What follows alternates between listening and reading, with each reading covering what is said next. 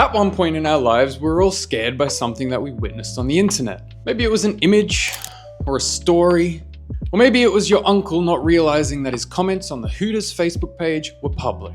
Now I can almost guarantee that 90% of you have heard of this urban legend. However, I can also guarantee that absolutely none of you know the entire story. The story of the creator, the mass panic, and the many attempted murders linked to it. Today, lady and man, we are talking about the Slender Man.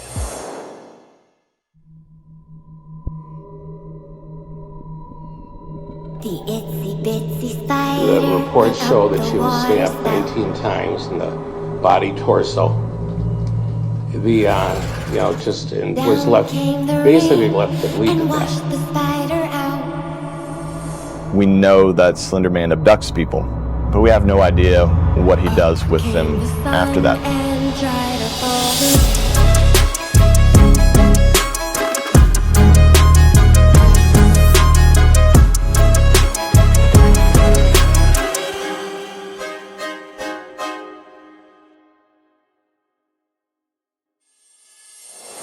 The story of the Slender Man starts way back in the mysterious year of 2009. Technically. Although the inspiration for Slender Man dates way further back with the writing of H.P. Lovecraft. But the Slender Man you all know and love today is created by this man, Eric Knudsen. Eric initially created Slender Man for the Photoshop competition in the Something Awful internet forum. The images Eric created soon went viral, and it's pretty easy to see why. These images are nightmare fuel, and they do a pretty good job at bringing a sense of realism to the viewer. And that was the problem. In 2009, the internet was still developing. Social media was starting to take form, and I like to think of this as the era of spreading misinformation. It didn't take long for the Slender Man to spread. But for those unfamiliar with the Something Awful internet forum, people started to believe in the existence of the real-life entity known as the Slender Man. Stories started to emerge of Slender Man stalking and even attacking his victims. And people weirdly believed it. However, there was a divide.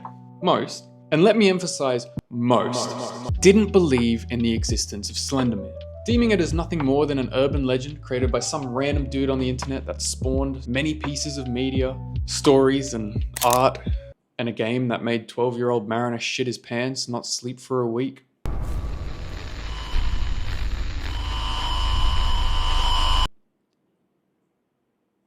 But on the other side of the spectrum was a group of people that believed wholeheartedly that Slender Man was not only real, but was out there waiting for them. And there was nothing wrong with this. Most children fear something at some point in their lives, but these were nothing more than scared kids who eventually overcame their fear. Okay, so that's it. Video's over, right? See, on this pie chart, it might look like a 50-50 divide, but if we zoom right in, we see another group of people. This part of the spectrum is for people that not only believed in Slender Man, but worshipped him as a form of God, an entity that they owed their life to. And like we know from my last two videos in this series, mass hysteria and mass panic usually leads to some pretty fucked up things happening. Now it goes without saying that the stories that I'm about to go over go into some pretty heavy detail. So if you're not in the right headspace to listen to them, I will not be offended if you turn this video off and go and watch one of my more chill videos. I have a pretty nifty one about a movie about a talking skateboard. Okay, you're still here. Let's get into it. Now many people only know about the one major story connected to the existence of Slender Man, but unfortunately, there are more. It all started in May 2014. Two 12-year-old girls from Wisconsin held down and stabbed their 12-year-old classmate 19 times. When questioned later by authorities, they claimed to have wished to commit murder to take the next step into becoming proxies for Slender Man.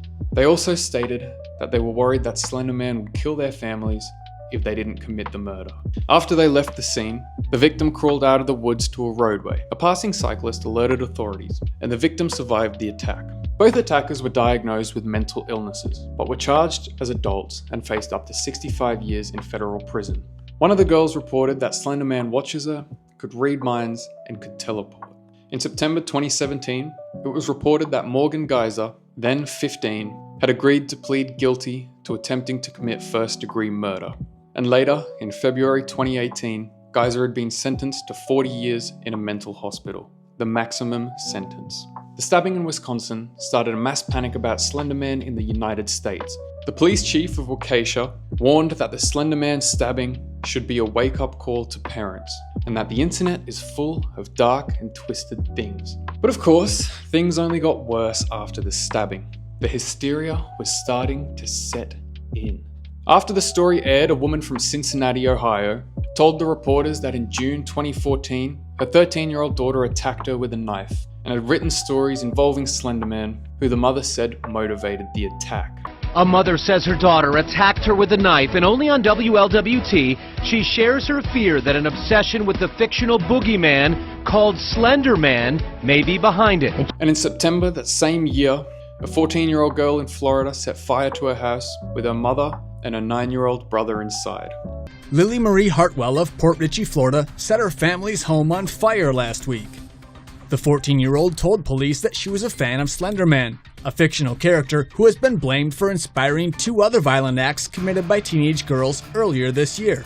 Police reported that the teenager had been reading stories online about the Slender Man.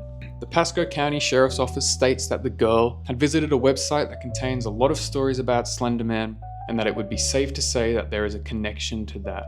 And this next story is questionable, and during my research I wasn't able to find too much information about it. While technically not linked to the Slender Man itself, I think the mass hysteria caused by Slender Man at the time would have been linked to a few of these cases. During early 2015, there was an epidemic of suicides on the Pine Ridge Indian Reserve. Slender Man was claimed to be the influence. Tribe president noted that Native Americans believe in a suicide spirit, which is similar to the Slender Man. Other tribe members described the big man as a warning sign or a message, warning that society is developing in a dangerous direction. The mass panic caused by Slender Man eventually calmed down. People soon realized that Slender Man wasn't real and was simply a scary story created on the internet.